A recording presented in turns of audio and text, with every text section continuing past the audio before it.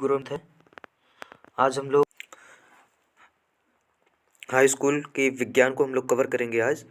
तो ये जो कि मॉडल पेपर आपका है और काफ़ी अच्छे क्वेश्चंस हैं और जो कि आपके एग्ज़ाम के पॉइंट ऑफ व्यू से काफ़ी इम्पोर्टेंट हैं। और पहला क्वेश्चन हम लोग देखते हैं। कह रहा एक मिश्र धातु है, एक तत्व होता है, एक यौगिक होता है, एक समांगी मिश्रण होता है, एक विषमांगी मिश्रण होता है। आप लोग जानते हो जो मिश्र धातुएं होती हैं वो समांगी मिश्रण होती हैं। अर्थात जो है, जैसे मान लीजिए आपका पीतल है, तो पीतल जो होता है आपका जो मटेरियल उसमें पीतल में मिलाया गया है जिंक और कॉपर, तो होता क्या है कि दोनों को जो है इस प्रकार से कह सकते हैं कि जो मिक्सचर में मिलाया जाता है वो हर एक स्थान पर इक्वल होता है। ठीक है ना। जैसे एक एग्जांपल और हम लोग समझ सकते हैं, जैसे चीनी और पानी का मिश्रण जब घोल बन जाता है तो ऊपर भी जो सांद्रता रहती है वो नीचे वही सांद्रता रहती है। ठीक है ना। लेकिन वो घुलनशील अर्थात घुल जानी चाहिए। जब तक घुलेगा नहीं तब तक मिश्र धातु नहीं कहलाएगा। ठीक। तो इसी प्रकार से आपका जितनी भी मिश्र धातुएं होती हैं वो समांगी ही होती हैं। ठीक है ना।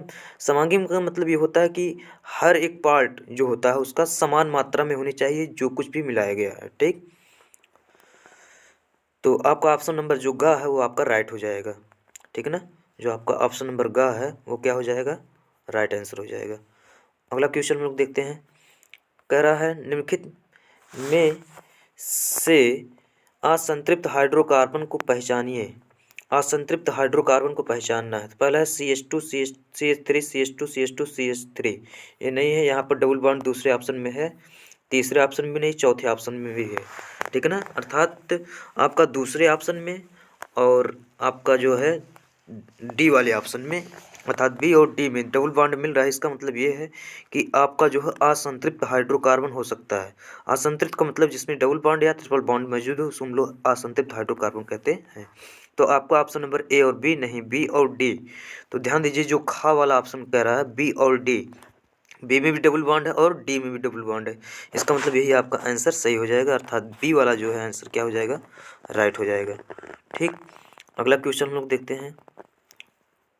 कह रहा है ठोस कैल्शियम ऑक्साइड जल के साथ तीव्रता से अपक्रिया कर कैल्शियम हाइड्रोक्साइड बनाता है। ठीक है ना।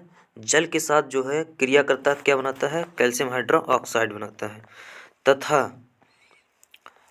तथा साथ में ऊष्मा उत्पन्न करता है। इस प्रक्रिया में चूने को बुझना कहते हैं। ठीक है ना। कैल्शियम ऑक्साइड को जब हम लोग जल के साथ क्रिया कराते हैं तो कैल्शियम हाइड्रोक्साइड प्राप्त होता है और कैल्शियम हाइड्रोक्साइड जल में घुलकर विलयन बनाता है जो चूने का पानी कहलाता है।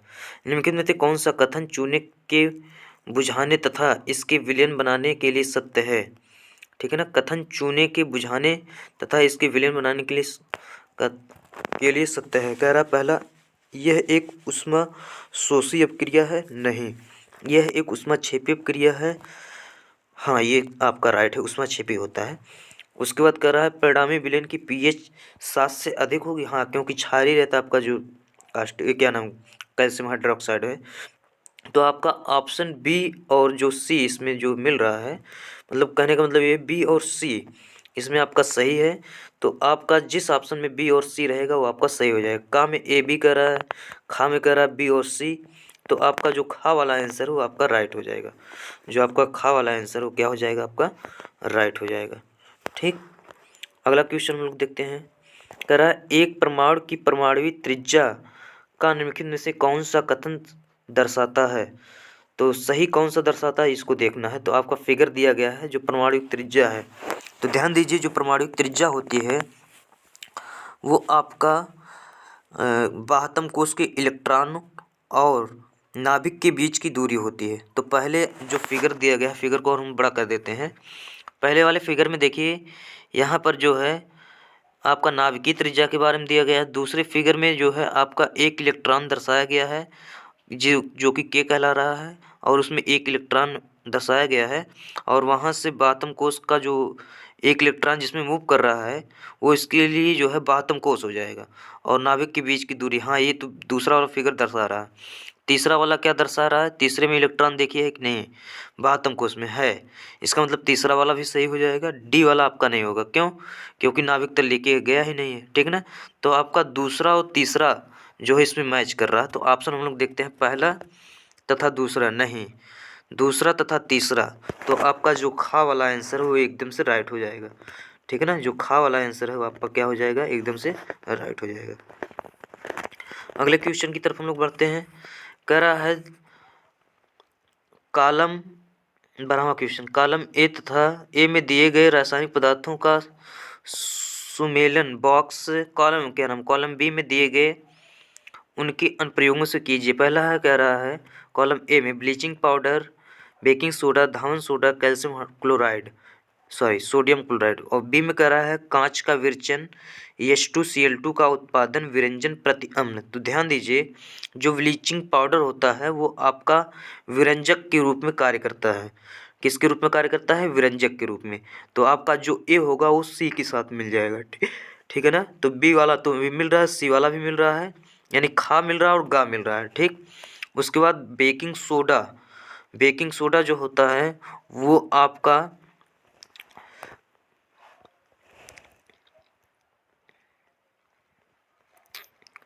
प्रति अम्ल के रूप में उपयोग किया जाता है। किसके रूप में, प्रति अम्ल के रूप में उपयोग किया जाता है, ठीक। तो आपका जो बी है, ये आपका बी जो है वो डी के साथ चला जाएगा।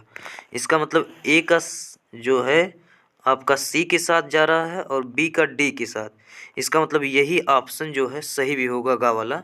अब देख लेते हैं सी, धावन सोडा। जो धावन सोडा होता है वो आपका कांच के निर्माण में भी प्रयोग किया जाता है। सोडियम क्लोराइड जो कि आपका H2 और Cl2 के उत्पादन में प्रयोग किया जाता है, क्योंकि इसमें NaCl होता है जो कि ब्रायन का निर्माण करता है। ब्रायन बनने के बाद जो है आपका H2 और Cl2 का निर्माण कर देता है, ठीक है ना। तो आपका जो ऑप्शन नंबर गा है वो आपका राइट हो जाएगा, ठीक। ऑप्शन नंबर जो गा है वो आपका क्या हो जाएगा, राइट हो जाएगा। अगला क्वेश्चन हम लोग देखते हैं। कह रहा है नीले लिटमस पत्र को लाल कर देता है। तो जो अम्ल होता है वो नीले लिटमस को क्या कर देता है, लाल कर देता है। इसका मतलब आपका ऑप्शन नंबर जो बी है वो आपका क्या हो जाएगा, राइट हो जाएगा, ऑप्शन नंबर बी, ठीक।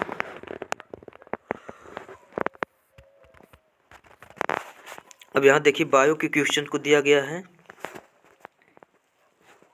और बायो के क्वेश्चन को हम लोग सॉल्व करेंगे। हाँ तो देखिए आगे बायो का क्वेश्चन है, उपखंड गा।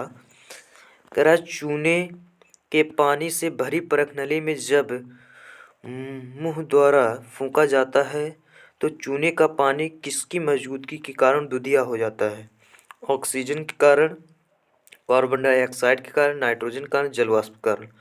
तो आपका जो कार्बन डाइऑक्साइड की वजह से जो चूने का पानी होता है वो दुधिया हो जाता है। क्या हो जाता है, दुधिया हो जाता है।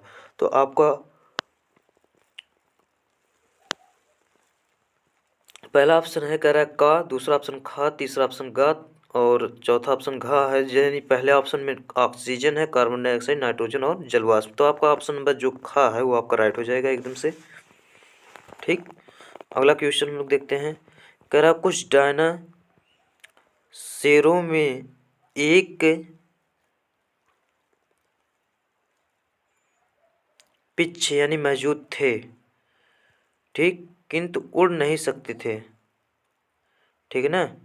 लेकिन पक्षियों में पर होते हैं जो उड़ने में मदद करते हैं। विकास के संदर्भ में इसका यह अर्थ हुआ कि सरीसृपों की उत्पत्ति पक्षियों से हुई। नहीं नहीं नहीं नहीं, ठीक है ना। दूसरा ऑप्शन है सरीसृपों और पक्षियों के बीच में कोई विकास संबंध नहीं है, ऐसा भी नहीं है। दोनों ही जीवों में पिच समजात अंग हैं।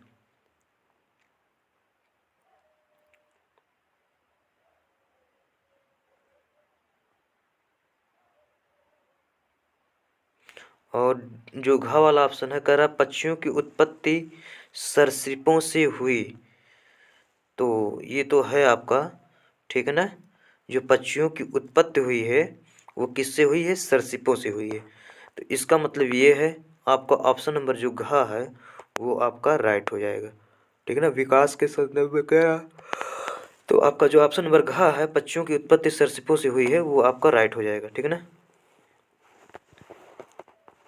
तो ऑप्शन नंबर जो घ है वो आपका क्या हो जाएगा? राइट आंसर हो जाएगा। अगले क्वेश्चन की तरफ हम लोग बढ़ते हैं।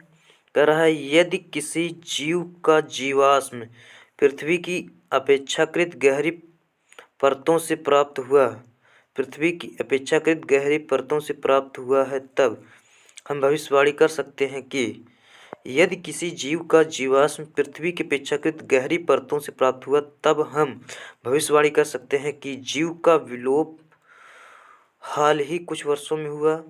जीव का विलोप हजारों वर्ष पूर्व हुआ। पृथ्वी की परतों में जीवाश्म की स्थिति का जीव के विलुप्त होने की अवधि से कोई संबंध नहीं है। ये एकदम नहीं है ये ऑप्शन।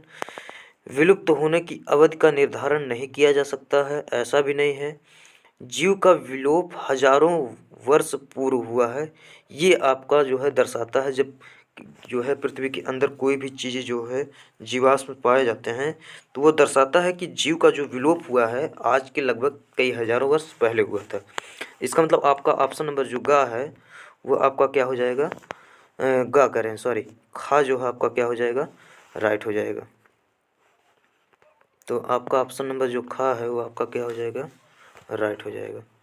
अगला क्वेश्चन हम लोग बढ़ते हैं। कह रहा है चित्र में ए बी सी किस क्रम में है? तो ध्यान दीजिएगा, जो ए होता है वो आपका हो जाएगा मूलांकुर, ठीक है ना, और आपका जो बी है वो बीजपत्र है, और आपका जो सी है वो आपका प्रांकुर है। ठीक है ना, तो अगर ऐसा कहीं मिलता है तो आपका ऑप्शन माना जाएगा। तो मूलांकुर, बीजपत्र और प्रांकुर, घा वाला ऑप्शन आपका क्या है? करेक्ट है। ठीक है ना।